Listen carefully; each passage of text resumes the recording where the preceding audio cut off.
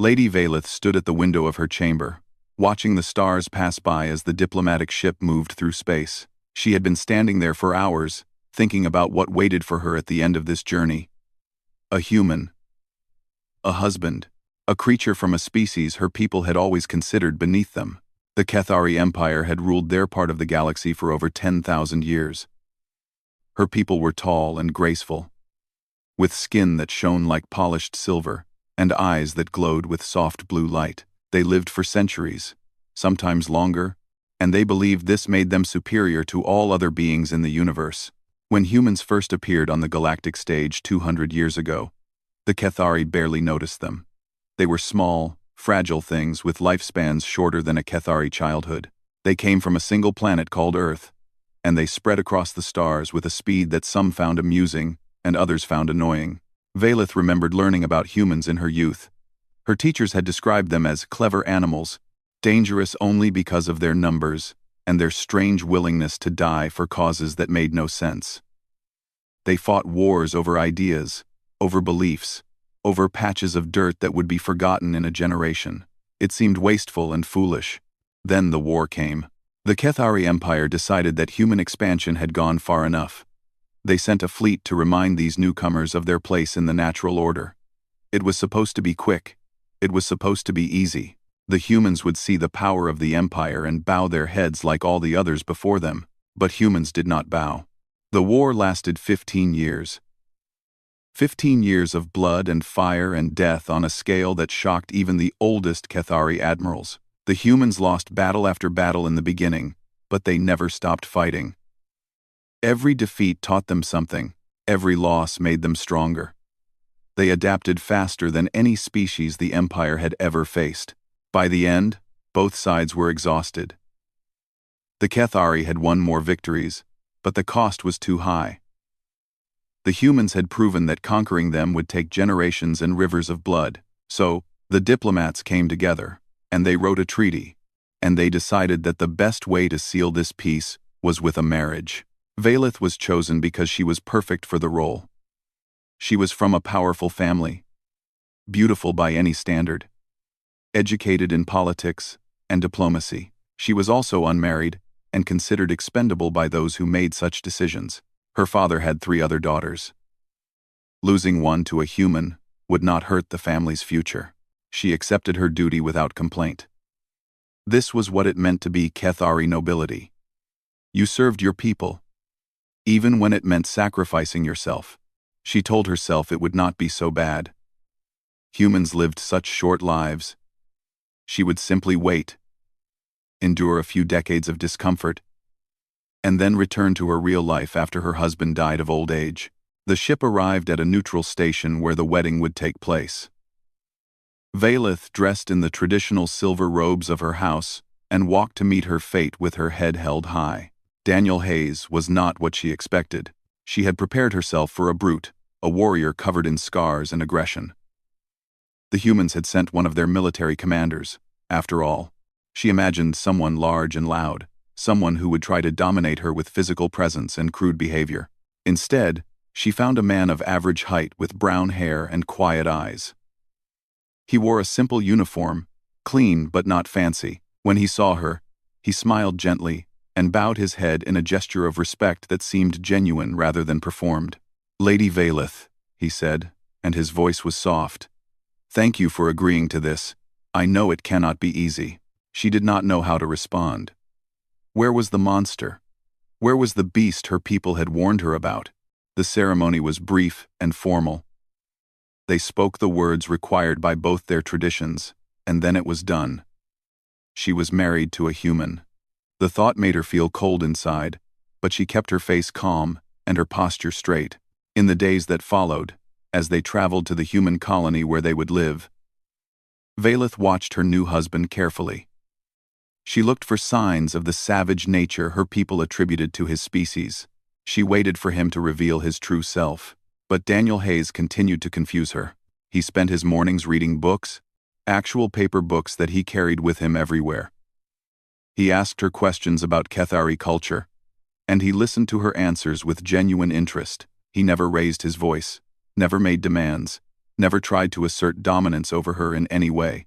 One evening, she found him in a small room on the ship that had been converted into a garden. He was on his knees in the dirt, carefully tending to a row of small plants. "What are you doing?" she asked. He looked up at her with that gentle smile. "Tomatoes. I'm trying to grow tomatoes. They remind me of home." "You garden?" "When I can. It helps me think. Helps me remember that not everything is about war and death." He wiped his hands on his pants and stood up. "Would you like to help? I could teach you." Valeth stared at him. This man had commanded soldiers in battle. He had killed her people by the hundreds, maybe thousands. And here he was, asking her to help him grow vegetables. "No," she said, and walked away, but she could not stop thinking about it. About him, about the contradiction he represented. That night, she heard sounds from the room next to hers. She pressed her ear to the wall and listened. It took her a moment to understand what she was hearing. Daniel Hayes was crying, soft, quiet sobs that he was clearly trying to hide. The sounds of a man carrying something heavy inside him. Something that came out only in the darkness, when he thought no one could hear. Valeth returned to her bed and lay awake until morning, staring at the ceiling. She had expected a monster. She had prepared herself for a monster. Instead, she had been given a puzzle, and she did not know how to solve it. The ship continued its journey through the stars, carrying them toward a future neither of them could imagine, and somewhere in the space between confusion and curiosity, Valeth began to wonder if everything she had been taught about humans was wrong. New Eden was a beautiful world. Rolling green hills stretched toward distant mountains, and two suns painted the sky in shades of orange and pink every evening. The human colony had been here for only 50 years, but they had already built cities and farms and roads that connected everything together. Valeth arrived expecting hostility. Her people had killed millions of humans during the war. Mothers had lost sons. Children had lost fathers. The wounds were fresh, and she prepared herself to be hated, but the hatred never came. On her first day in the colony, Daniel's sister Katie came to visit. She was a short woman with bright red hair and a smile that seemed too big for her face. She brought food, some kind of baked dish that smelled strange but not unpleasant. "Welcome to the family," Katie said, and she hugged Valeth before anyone could stop her. Valeth stood frozen, unsure how to respond. Kethari did not touch each other like this, especially not strangers. But Katie did not seem to notice her discomfort. She simply started talking about the neighborhood, about the best places to shop, about how the weather was usually nice this time of year. "If you need anything at all, you just call me," Katie said before she left. "We're family now. Family." The word echoed in Valeth's mind for days. More humans came to welcome her.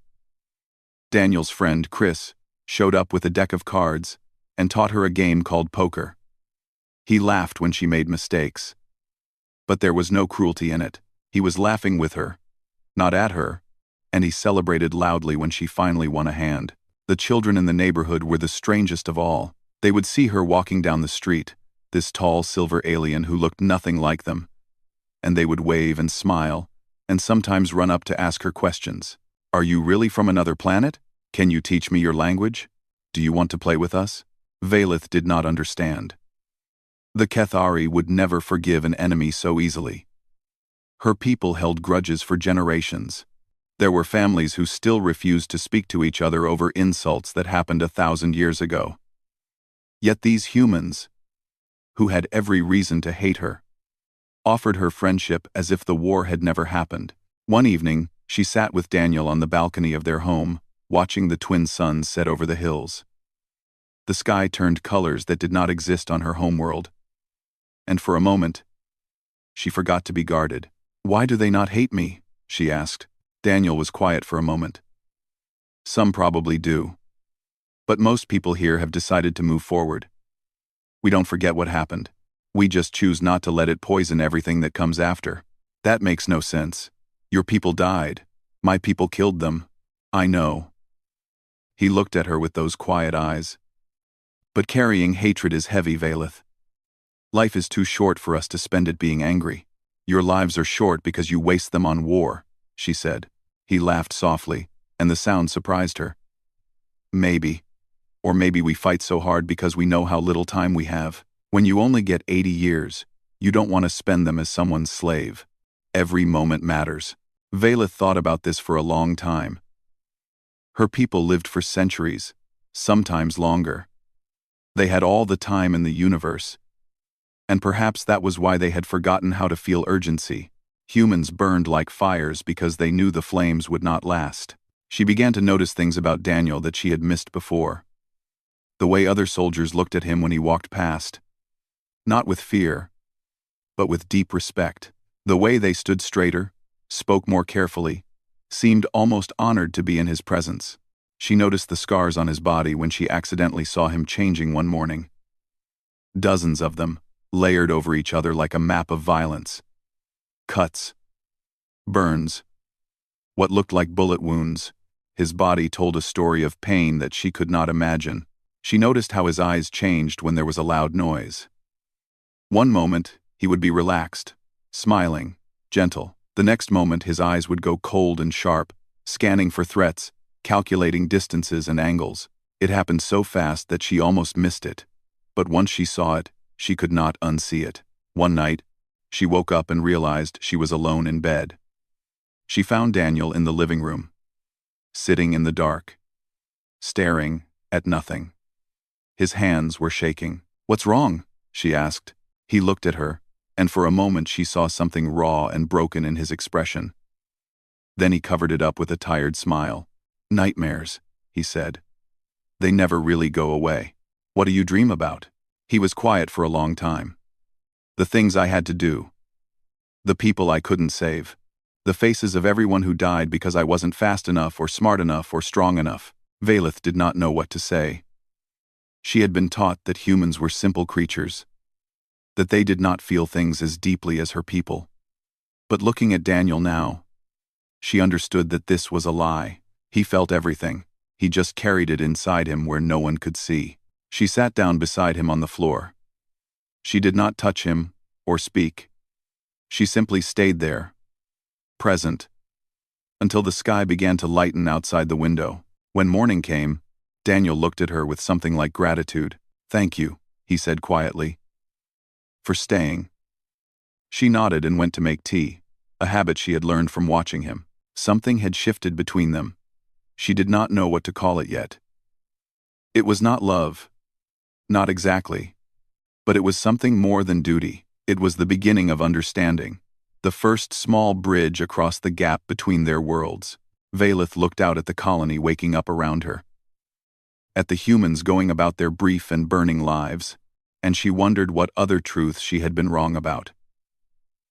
6 months had passed since Valeth came to New Eden. She had learned to cook human food, to play poker with Chris on weekend nights, to accept hugs from Katie without freezing up. She had started working in Daniel's garden, though she would never admit she enjoyed it. She had also started to see Daniel differently. Not as a duty or a burden, but as a person. A complicated, gentle, damaged person who made her laugh sometimes and think always. The night everything changed started as a celebration. The colony was marking the anniversary of its founding, and the streets were full of music and lights and people enjoying themselves. Valeth stood on their balcony, watching the festivities with something close to contentment.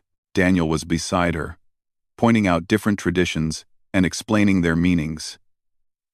He seemed relaxed, happy even. His guard was down, and she realized this was the first time she had seen him truly at peace.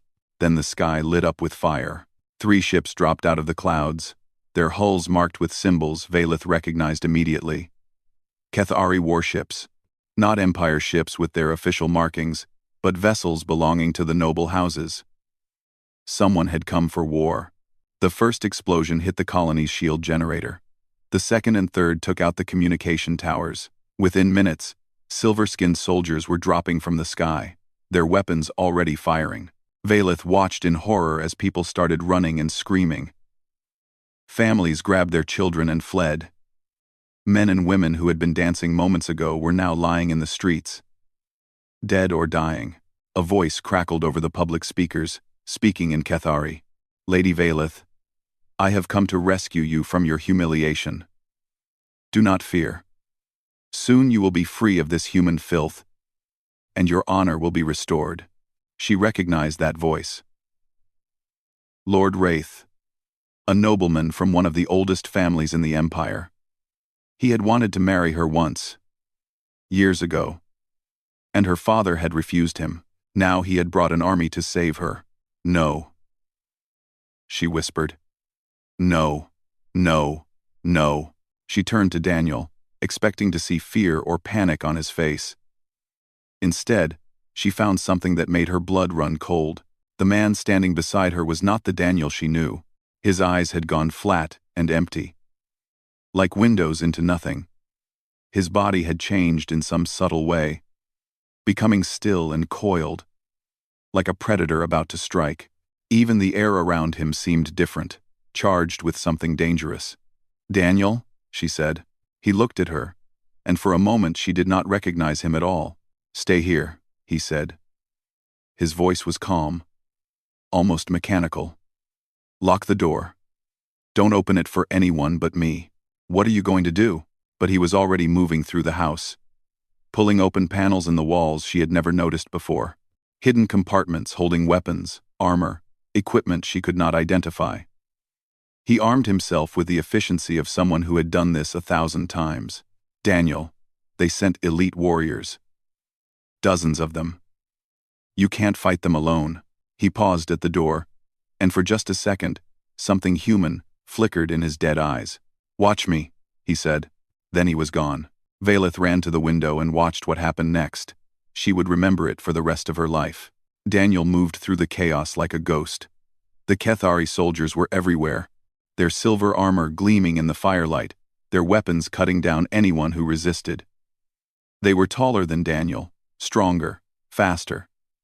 Their training had lasted decades. Their equipment was the finest in the galaxy. None of it mattered. Daniel killed the first soldier before the alien even knew he was there. A quick strike to the throat, a twist, and the Cathari collapsed.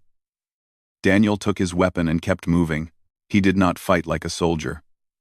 Soldiers followed patterns, used techniques, respected certain rules. Daniel fought like something that had crawled out of humanity's darkest history. He used everything around him as a weapon. Rocks, broken glass, pieces of debris. He struck from angles that should have been impossible. He predicted what his enemies would do before they did it. Valeth watched him face a group of 3 elite warriors, the best fighters her people could produce. They towered over him, their ceremonial blades humming with energy. Daniel had only a combat knife.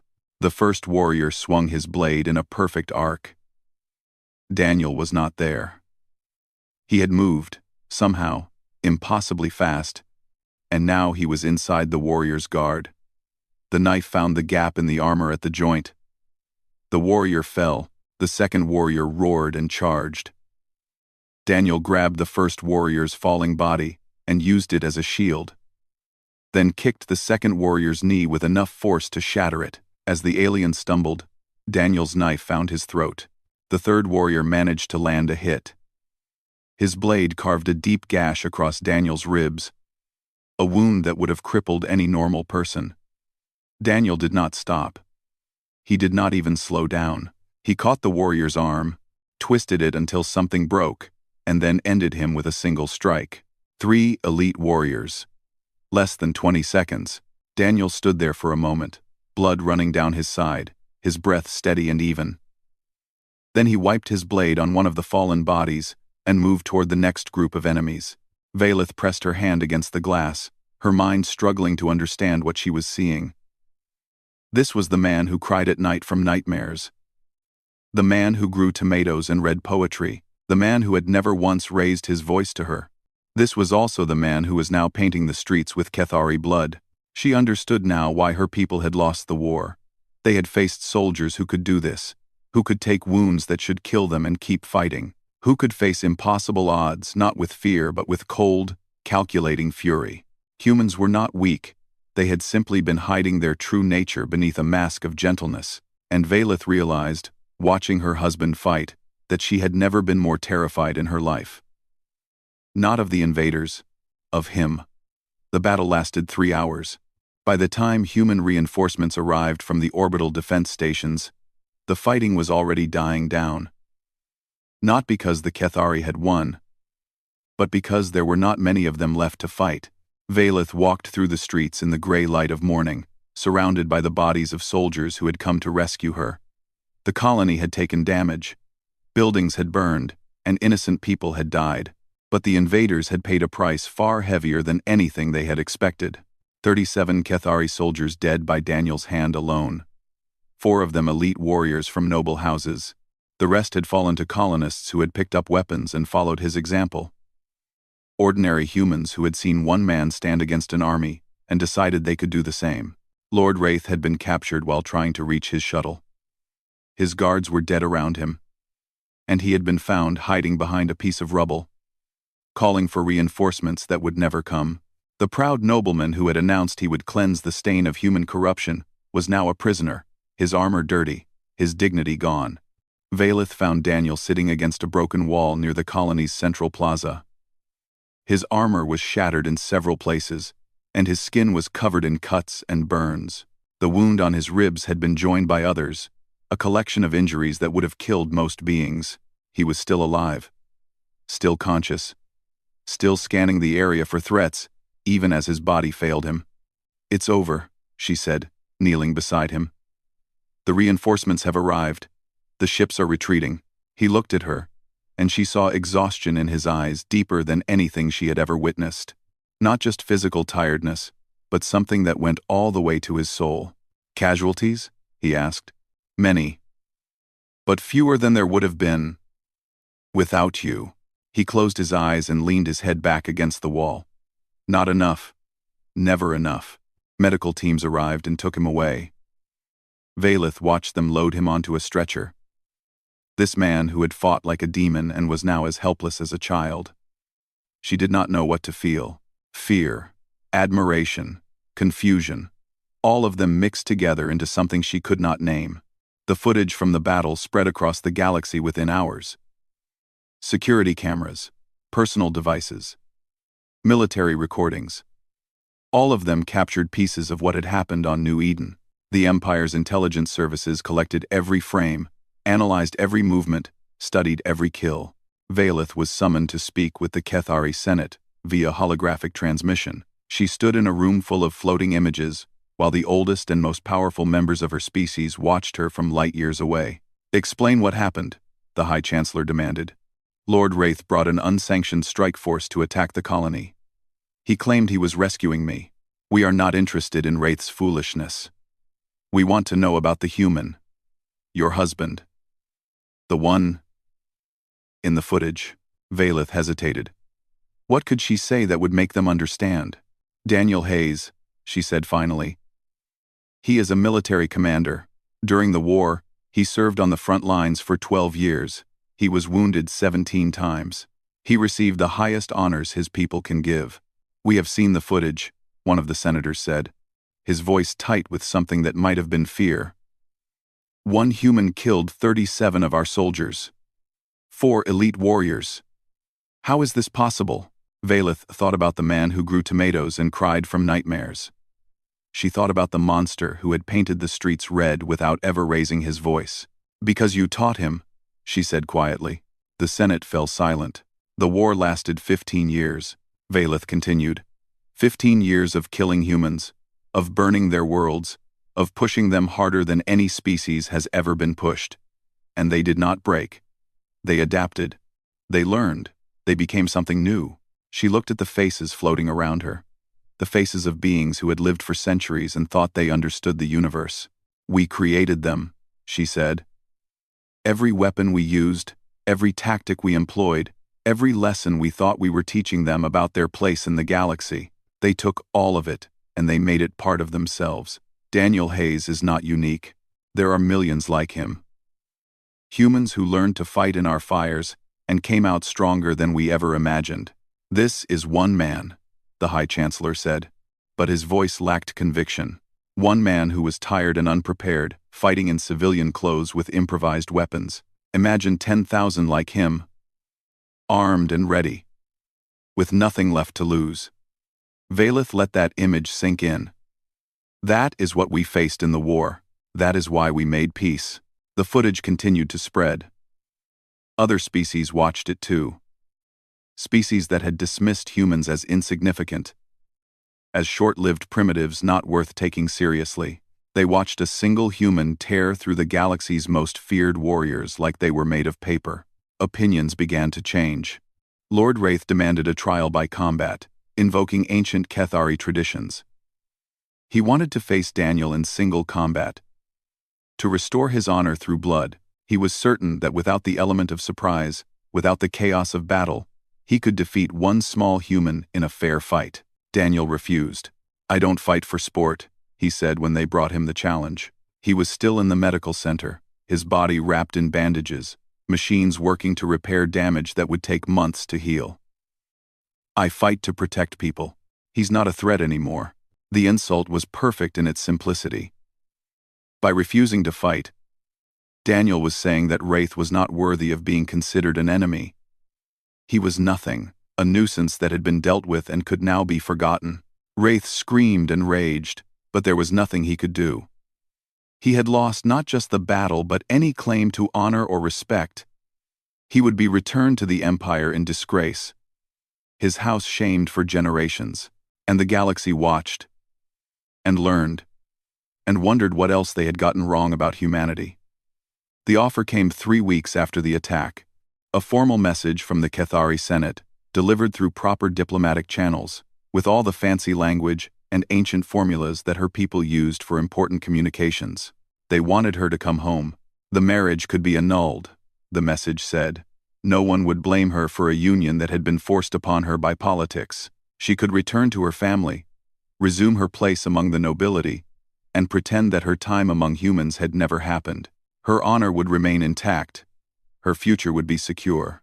Valeth read the message 3 times, sitting alone in the room she had come to think of as her office.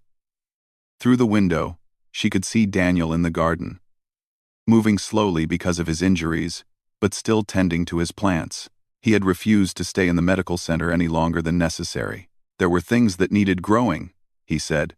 She thought about what it would mean to go back, to live among her own kind again, to speak her own language, to be surrounded by people who looked like her and thought like her. She thought about centuries of life ahead of her, centuries that could be spent in comfort and privilege if she just said yes. She thought about Katie, who still came to visit every week with food and gossip and hugs. She thought about Chris, who had somehow become her friend through evenings of cards and terrible jokes. She thought about the children who waved at her in the streets and the neighbors who invited her to their celebrations. She thought about Daniel, the monster and the gardener, the killer and the poet, the man who had protected her people's enemies with his own body and then refused to take revenge when given the chance. Valeth wrote her reply to the Senate. It was short, no, but she knew that would not be enough. The Senate would not understand a simple refusal. They would think she was being controlled or manipulated. They would send more messages, make more offers, perhaps even send another rescue party. She needed to make them understand. Really understand. 3 months later, when Daniel was healed enough to travel, Valeth went to the Kethari homeworld for the first time since her marriage. She stood before the full Senate, surrounded by hundreds of her people, the most powerful beings in the Empire. Daniel was not with her. She had asked him to stay behind, and he had agreed without argument. This was something she needed to do alone. The High Chancellor looked down at her from his elevated platform. "Lady Valeth, you have requested to address the Senate. We have granted this honor in respect of your family's service to the Empire. Speak." Valeth took a deep breath. She had rehearsed this speech 100 times, but now that the moment had arrived, the words seemed inadequate. "I was taught that humans were lesser beings," she began. "I was taught that their short lives made them unimportant, that their small bodies made them weak, that their young civilization made them unworthy of our respect. After," she paused, looking around at the faces watching her, "I believed these things because I never questioned them. I accepted what I was told because it was easier than thinking for myself. And I was wrong. Murmurs rippled through the chamber, but Valeth continued. I have lived among humans for almost a year now. I have seen them laugh and cry and love and grieve. I have seen them welcome an enemy into their homes with open hearts. I have watched them choose forgiveness when hatred would have been easier. She thought of Daniel, crying alone in the darkness. Of Katie, offering hugs to a stranger. Of Chris, teaching her card games while treating her like family. I have also seen them fight. I watched my husband stand against impossible odds to protect people who were not his own. I saw him take wounds that should have killed him and keep going. I witnessed him show mercy to someone who deserved none. Her voice grew stronger. Humans are not weak. They are not primitive. They are not insignificant. They burn brightly because they know their time is short. They fight fiercely because every moment matters to them. They forgive quickly because they understand that life is too precious to waste on hatred. The Senate was silent now, every eye fixed on her. The Kethari Empire is old. Perhaps too old. We have lived so long that we have forgotten what it means to be urgent. We have so much time that we have stopped valuing each day. We have become slow and careful and proud, and we have mistaken our age for wisdom. She stood straighter, channeling every lesson Daniel had taught her without ever speaking a word. Humans have reminded me what it means to be alive. Truly alive. Not just existing through the centuries, but burning with purpose and passion. They have taught me that courage is not measured by how long you live, but by how you choose to spend the time you have. The High Chancellor leaned forward. You would abandon your people for these creatures? No, Valeth said. I would ask my people to learn from them. To open our eyes and see what is standing right in front of us. Humanity is not our enemy. They never were. They were simply a mirror, showing us what we had lost. She turned to leave, then stopped. I am going back to New Eden. To my home. To my husband. If the Empire cannot accept this, then the Empire will have to learn to live with disappointment. She walked out of the chamber with her head held high, leaving behind a Senate too shocked to respond. Daniel was waiting for her at the spaceport when she returned. He looked worried, uncertain, vulnerable in a way she had rarely seen. How did it go? He asked. Valeth took his hand, something she had never done in public before. His fingers were warm and rough, scarred from years of war and work. I told them the truth, she said. Now we wait and see if they're wise enough to listen. They walked together toward their ship, toward the home they had built from nothing, toward a future that neither of them could predict. Thank you, Daniel said quietly, for choosing this, for choosing us. Valeth looked at him. This impossible man who had changed everything she thought she knew about the universe. I didn't choose it, she said. I just finally stopped being too proud to see what was already there. The ship lifted off, carrying them back toward New Eden, toward the garden that needed tending and the life they were building together. Behind them, the Kethari Empire began to wake up to a universe more complicated than they had ever imagined. And somewhere in the vast darkness of space, humanity continued to burn, bright and brief and beautiful, proving that the measure of a life was not in its length but in its fire.